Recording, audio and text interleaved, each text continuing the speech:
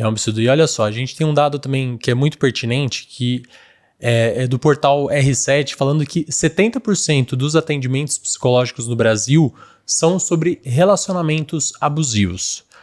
Mano, por que que uma pessoa, homem, mulher, que está num relacionamento tóxico, muitas vezes tem dificuldade de identificar esse tipo de relação? Isso é um dado muito sério, né? Porque a gente vê esses dados, e se a gente for cruzar com o dado de que a maioria das pessoas que procura tratamento psicológico é mulher, assim, homens não procuram, é muito difícil o homem procurar. E assim, o que acontece com esses homens? Eles estão sofrendo, eles estão adoecidos. E qual tratamento eles estão dando a isso? Eles estão dando tratamento de o abuso de álcool, eles estão dando tratamento de violências, né, assim, porque são os homens que estão aí também sofrendo as consequências dessa violência. Mas as mulheres, eu acho que é onde a gente vê, né, assim, por que essa é a pauta? E isso é muito movimento. Quando eu atendi, eu falava muito isso, assim, eu trabalhava ali a relação daquela pessoa que vinha trazendo uma relação que estava problemática, mas o movimento era trabalhar perifericamente aquilo. Porque assim, enquanto a mulher está vivendo a minha relação, meu marido não me deseja, meu marido diz que eu sou isso, meu marido me trata assim, meu marido não sei o que, como que eu salvo essa relação? Essa mulher, a vida dela profissional tá de lado, tá esquecida. Né? A relação dela com ela, assim, você tá dormindo bem? Você tá indo na academia? Você tá saindo com suas amigas? A vida dessa mulher também tá esquecida. Então assim, essa mulher, ela não vive a vida dela. E isso por quê, né? Pensando lá atrás, mulheres são ensinadas desde muito novas que o ápice da vida delas é ter um relacionamento, que ela só vai ser completa quando ela casar e tiver filhos. Então assim, antes disso, antes dela casar, ela ainda tá esperando. Então se ela não casou, todos os movimentos e o namoradinho, e o casamento, e vai ficar pra titia. E aí quando você casa e o filho. Tem que cumprir, né? E aí, quando você tem um filho, mas você não vai voltar pro seu corpo?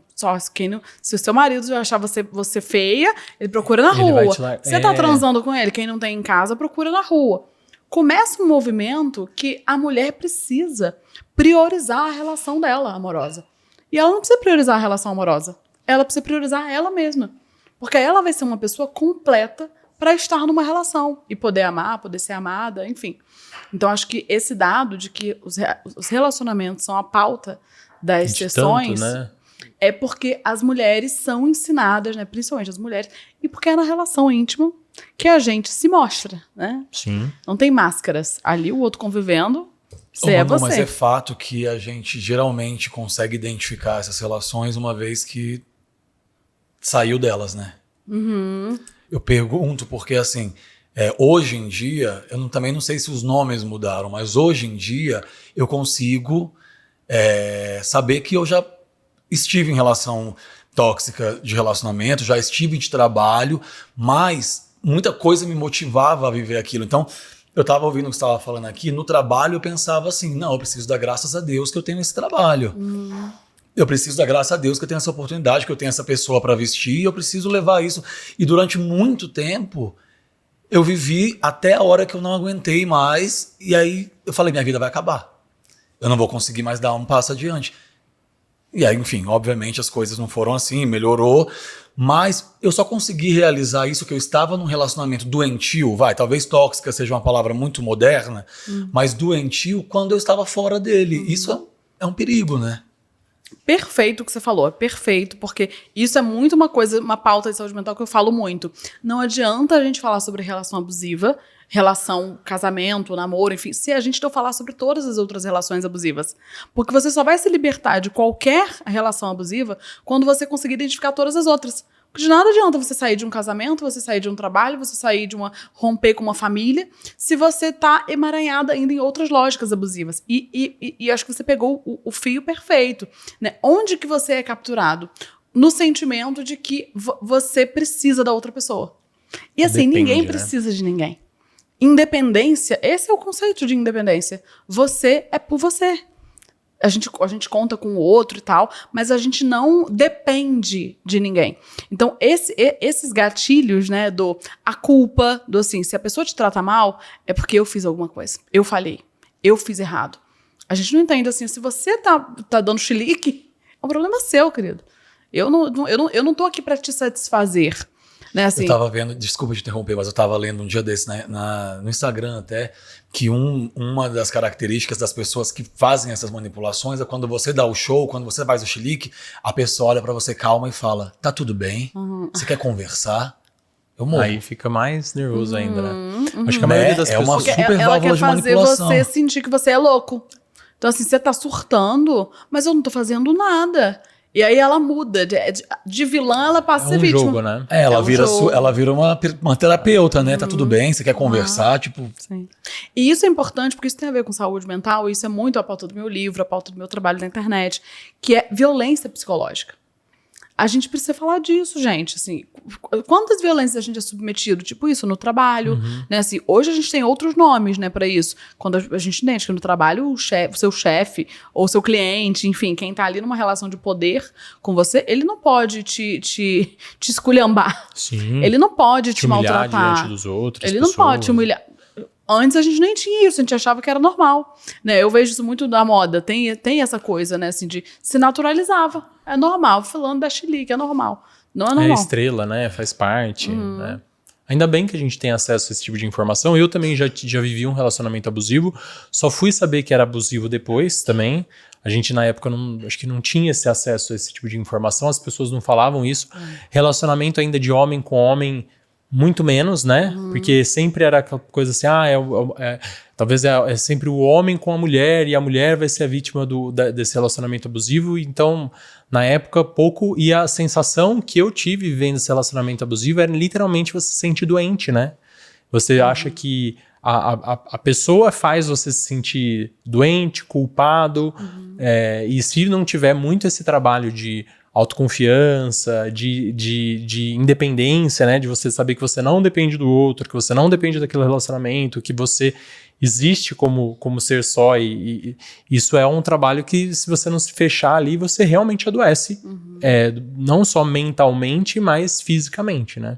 Eu falei isso essa semana com uma amiga, que ela tava me dizendo, amiga, eu tô com dor no estômago, marquei um gastro, ela passou assim... semanas dizendo que tava com dor aqui, dor ali, que ela fez isso, que ela foi aquilo, que ela foi a médico. E perifericamente ela falava sobre esse marido.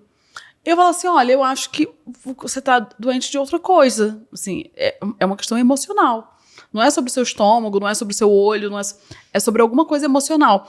E aí, quando eu falei isso, pra ela foi uma coisa que estava óbvia pra mim, né? Eu falei assim, gente, se toda vez que você fala sobre o que você tá sentindo fisiologicamente, você do nada fala, mas aí, você não sabe, ontem ele foi e falou isso comigo. A relação tá aí, o inconsciente se impõe, né? Mas a pessoa não considera, né? Então, acho que é importante a gente olhar, assim, muitas pessoas vão médicos também, né? Muitas pessoas vão procurar médicos quando tem um adoecimento. E aí, esse adoecimento, ela acha que ela vai resolver também isso. Qual remédio você vai me dar aqui pra eu tomar? E às vezes, assim, você precisa tomar um remédio, mas você precisa também se separar. Você precisa também deixar seu filho viver. Você precisa também fazer outras coisas. Que tá embaixo do tapete. Manu, nesse caso aí, por exemplo, dessa sua conversa com a sua amiga, uma coisa que a gente ouve muito falar também, de um tempo pra cá, é a tal da rede de apoio, né? Qual que é o papel da rede de apoio, assim? O que a rede de apoio deve fazer no caso desse? É fundamental. O que é a rede de apoio, primeiro? Explica pra quem não sabe. A rede de apoio é o quanto essa pessoa se sente amparada para lidar e atravessar as situações que ela passa.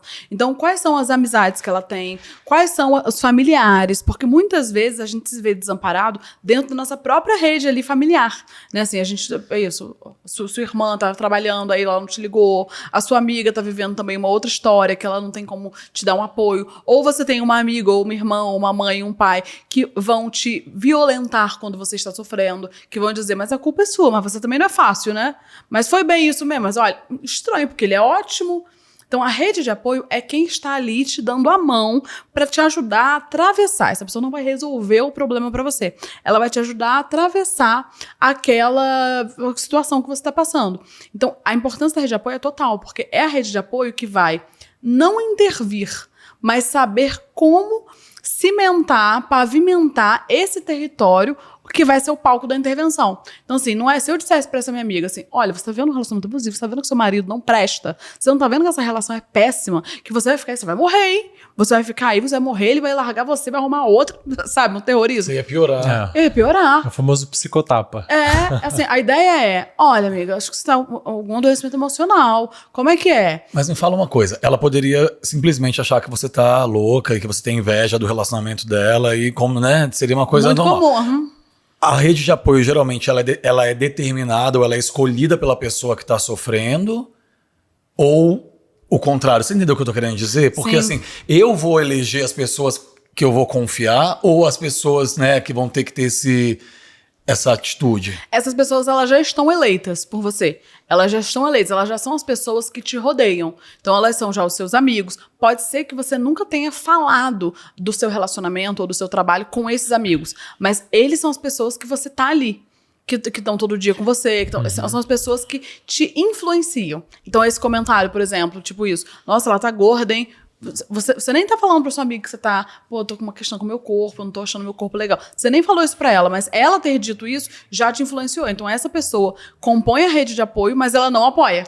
Então, a rede de apoio pode ser uma faca de dois gumes. Total, a rede de apoio... Pode ser de desaporo. Porque se Exato. você já tá doente, né? Se você já tá com a cabeça consumida por essas negatividades, você talvez não tenha discernimento para saber Sim. quem que vai te dar a mão e quem que vai te E empurrar podem no ser, penhasco, E às né? podem vezes- ser familiares, né? Familiares, Melhores pessoas amigos. próximas. E às vezes a rede de apoio, quando eu digo ela é eleita porque ela já tá ali, mas às vezes a rede de apoio ela é encontrada. Às vezes você tá no elevador, ou você tá, sei lá, num salão, ou você tá na sala de espera de um consultório, e aí surge um papo e você fala, é mesmo? Você foi isso? Eu passei por isso também. E ali surge uma relação, surge uma conexão com uma pessoa nada a ver, que tá ali dizendo aquilo que você precisa ouvir, que tá ali passando pelo que você tá passando, ou que passou pelo que você tá passando. E aí ali surge uma relação em que a pessoa se dispõe também, assim, vamos juntas, vamos lá. Então isso acontece também. É difícil porque as pessoas não costumam se abrir. Né? Ou fica tudo quando são pessoas estranhas, né? Não os amigos. Até os próprios amigos também têm uma dificuldade, né? Porque isso, há uma resistência das pessoas se perceberem vulneráveis a ter vivido uma violência ou uma cilada, sabe? É isso, a gente não conta assim, putz, até quando a gente conta uma coisa assim, óbvia, fui assaltado, por exemplo. Você fala assim, fui assaltado, mas também eu dei mole, cara.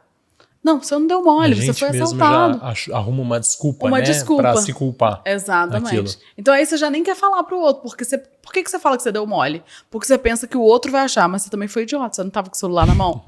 Então assim, eu não posso dizer, olha, pô, fui assaltado, e fiquei triste, e foi ruim, não pode dizer isso, você tem que dizer, mas também dei mole. Que agora eu vou ficar mais de olho, agora eu vou ficar mais esperto.